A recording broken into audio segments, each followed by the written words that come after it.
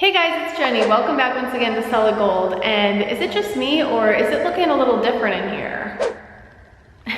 It's really hard to believe that this is the same room I was using just a few months ago for my fish room because it looks nothing like it anymore.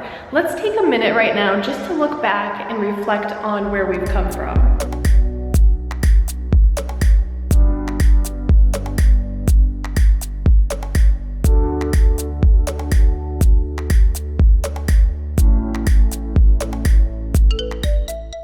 The transformation of this place is insane. The change is literally night and day compared to how it was then and how it is now. It will actually be a proper fish room out here instead of just a shed, and it's going to be so amazing. I'm sorry about the echo in here, guys. It's only temporary. If you think about it, this is just a big, open, empty room now, and there's nothing in here like curtains or carpet or rugs to help absorb the sound. So it's just bouncing off all over the place. I know it's annoying, but just bear with me for a little bit longer. Once I start adding things in here, the echo should start to go away. And if it doesn't, I will go ahead and add some foam acoustic panels to the walls just to help dampen that echo and get rid of it. But oh my gosh, with that being said, look behind me. All the windows are in, the sliding door is in. I have painted the trim around the bottom of the walls all around the whole room, and the floor is done. The cool thing is everything is going to have its spot. So I have these cabinets over here where, and this is just the start of the cabinets, there's going to be two of these huge tall cabinets right next to each other, and then on top of that I'm putting these smaller wall cabinets mounted on the wall above it. So there's just going to be like a wall of cabinets. And the reason all this storage space is so imperative is I'm talking about having so many different kinds of fish out here, also different animals like reptiles and amphibians too, not just fish.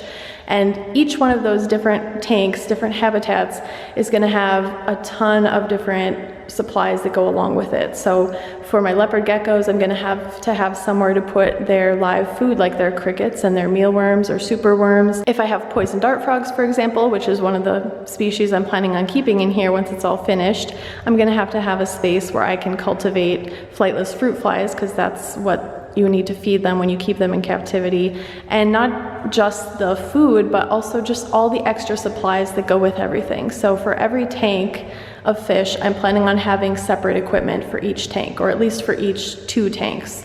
And all of that equipment is going to have a place to go. So that's what these storage areas are going to be for, and that's why they're so incredibly important, because everything needs to have a place where it belongs for this to be a functioning fish room and for it to work really well for everything I'm planning. So obviously the sink base cabinet is in place right there. That's approximately where it's going to go when the arrangement is finalized. And then in the corner there, on the left-hand side of the sink, there's going to be some open countertop space where I can set things.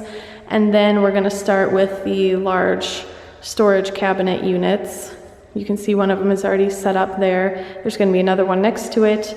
And then next to those, I'm going to have a dedicated fridge and microwave for animal food. The fridge is important because I have things like live blackworms that I feed my discus, live earthworms and red wiggler worms that I feed my axolotls, and sometimes I have gel food that I'm feeding my fish to that needs to be refrigerated. So I need to have a refrigerator out here in the fish room rather than having to walk back and forth from the fish room to the house. And then on top of the fridge, I'm also going to have a microwave, so I will be able to microwave the gel food for the animals right out here instead of having to go into my kitchen and do it there and then bring it back out here. So everything's going to be centrally located. Everything that I need to maintain and upkeep my fish and all of my animals that are out here is going to be out here with them, which is going to make things so much easier on me, because I'm talking about having so many different tanks and so many different types of animals. The upkeep and the maintenance on the animals alone is going to be quite a lot of work.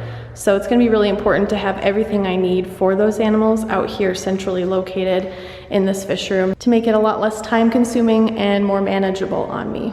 So next to the fridge, there's going to be a desk area. Then there's also a space for a little water heater there so that I can have hot water for my water changes.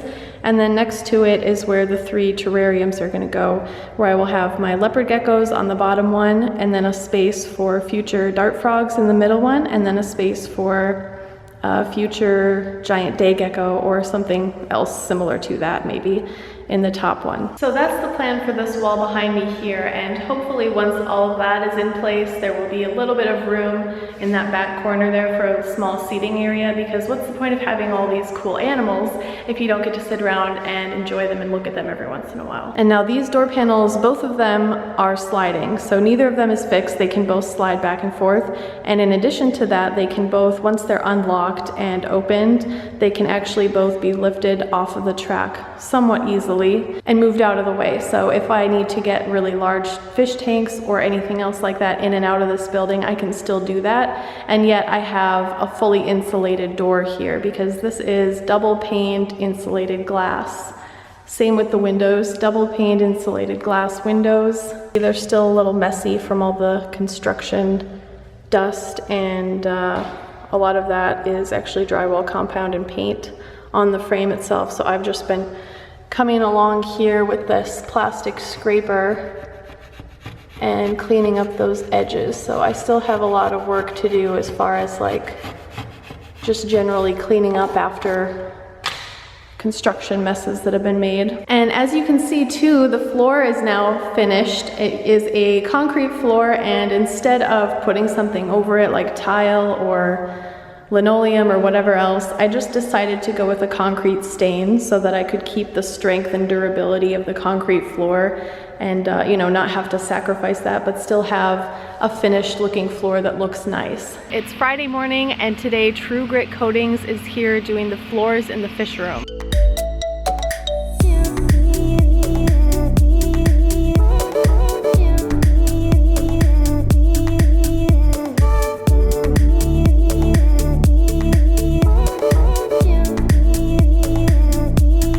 I see you're getting the stains ready back there behind us, and can you tell us a little bit about the floor process? Now this is going to be a really good floor for a fish room, right? Because it's basically permanent, and it's not going to be super slippery. No, the surface itself is lower. The coefficient of friction changes when you use a solid versus a gloss top coat. So basically the natural finish is going to add more slip resistance naturally. Mm-hmm. So it's a USDA regulated process, so which means that our resins have to be monolithic in order for them to be food grade. So I have a food grade floor. You do. Nice.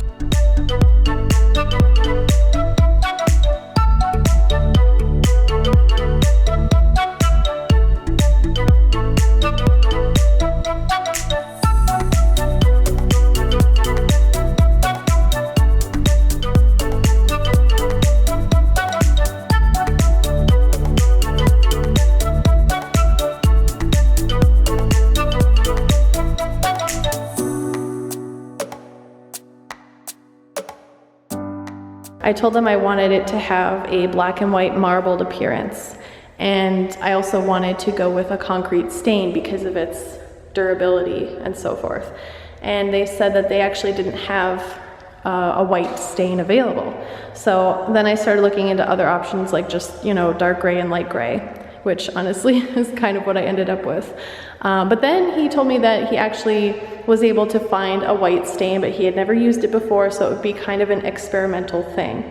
I said, that sounds good, let's try it. So we tried it, and it didn't turn out the way that I wanted. I still think that he did a good job. It's just not what I was expecting. With that being said, it still looks good, and it's still durable. It's still gonna be very long lasting, and that's what I really wanted to get out of it in the first place. Rather than trying to do something else with it and slow down the entire process of the fish room build, I just decided to leave it as is because I do like it. I still think it goes with the color theme, and I really just want to keep moving forward with this project and get to the point where I can start adding some fish into here.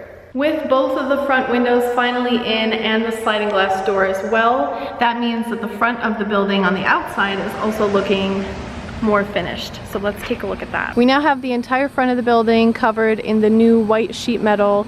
We've got the windows in there and the sliding door. I have not yet gotten around to painting those edge pieces of trim. I'm still going to do that, so those are eventually going to be painted black. But for now, they're still the dark gray. And I have the exterior lights. They're just not installed yet. Here's one of them.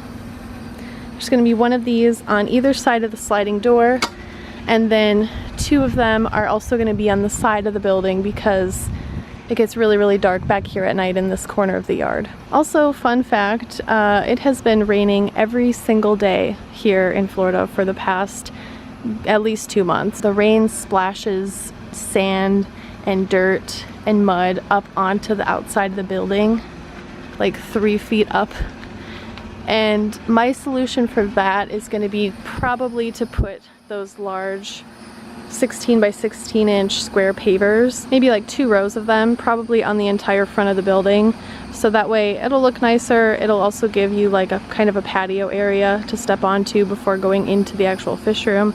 And it will keep that dirt from splashing back up onto the front of the building. Here's the rest of the exterior lights. Here's the faucet for the sink. And here's the sink basin. Right now it's just kind of precariously sitting on the edge of the cabinet that it's going to be sunk into, but this is a really, really deep utility sink. It's about 13.5 inches deep, I think. So in addition to that, I also got this really long, I think it's called like a gooseneck sink faucet with a sprayer too.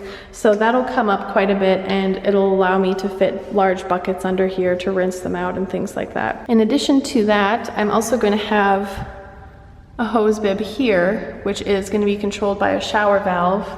Here's the shower valve. It's going to look something like that. So what you would see in a shower, except it's not going to have this part, just the valve, and then a hose bib. So I'll be able to control the temperature of the water that comes out of the hose bib that's under the sink here. So I can technically be filling up 2 different tanks at once if I need to. I can have a hose hooked up to the one under here and also a hose hooked up to the sink one, and be filling 2 different tanks at once with 2 different temperatures even if I needed to. I do have a dehumidifier in here. I went and got this yesterday because it was so humid in here. The bad thing about this is when it's running, it does kick out a lot of heat. And right now I don't have an air conditioning unit in here yet. The AC was supposed to have been installed by now, but actually my contractor got a blister on his eyeball over the weekend. Just what? Like, that's so crazy. So he won't be here until tomorrow to install the AC, which meant that it got really, really hot and super humid in here. And I was really worried about that because I was starting to put in the cabinets and everything and I didn't want the humidity in here to affect them. So I went and got this little dehumidifier to keep it nice and dry in here. But the only problem with that is it does kick out a lot of heat. And as I've shown you guys before, this is the bird's eye view plan of what I'm gonna have in this room as far as tanks and where they're gonna go. So there's gonna be the huge 2,300 gallon aquarium in the middle of the room. Right now I am leaning heavily towards putting koi in there because some people don't know this about me, but I recently spent 2 years working on a koi farm and I really developed a love for koi. I mean, I had always been interested in them, but working with them more closely just made me realize how awesome they are. And obviously 2,300 gallons is pretty small for a koi pond or a koi tank. So I'm only gonna put 2, maybe 3 koi in here, which will limit me quite a bit in terms of like being able to have a good variety of them. But I really care more about taking care of the animals properly at the end of the day than I do about, you know, cramming it full of like 10 koi or something like that. So that's probably what I'm gonna do with this big tank in the middle. And then here, which will actually be, let's see, in that corner right there, I wanna have 2 stacked blue poly tanks that are each about 110 gallons. And I want to have that for extra storage space for more goldfish and also for raising goldfish fry if in the future my fish do start to breed again once I get my fish collection built back up again in here. These 2 here are going to be identical. They're going to be 2, each unit is going to be 2 stacked 100 gallon tanks, one on top of the other, for goldfish probably. And then here on the bottom is going to be another 100 gallon tank, probably for goldfish. And on top of that, I'm going to do one of their amphibious tanks, which has water on the bottom and then the rest is open air. And then this one is going to be 2 stacked units as well, and they're going to be roughly 125 gallons or so. I would like one of them to be some kind of freshwater community tank, and then the other one I want to do saltwater, but I'm not quite sure exactly yet what kind of fish I want to keep in there. So still deciding on that, but I have plenty of time to decide because these tanks are not going to be all arriving on the same day. They're going to space them out. So they're going to send me some and then keep making the rest and send them when they're ready. So it's going to be a process of adding the tanks in here over the span of a few months, but I am happy about that because that way I won't be overwhelmed with having to set up all of these, you know, in the same day or the same week. I already have some ideas for what kind of freshwater and saltwater fish I may want to get in the future for those community tanks that I showed you guys. But if you have any suggestions as well for species of fish that you would really like to see here in the fish room, definitely let me know in the comment section down below because I want to incorporate some of your guys' ideas as well. Don't forget that the Goldfish Palooza event at the end of August is coming up really quickly now. I will be there doing a meet and greet. There's also going to be goldfish for sale and other goldfish nerds like us that you can geek out with at the show. So if you're anywhere in the area, definitely come see me there. There's going to be more information in the description section down below. Also, don't forget that I still have solid gold merch available at the link below as well. It's teespring.com/stores/solid gold aquatics. You can get solid gold t-shirts, hoodies, tank tops, and more, all with the Goldfish logo on them. Just a quick note on the funding of this fish room. You guys, we have raised just over $16,000 and also spent almost exactly that amount on everything that has been done so far. There's less than $100 left in the budget to do anything else that needs to be done out here though. There will still be a few expenses coming up over the next few days here that still have to be taken care of to get this room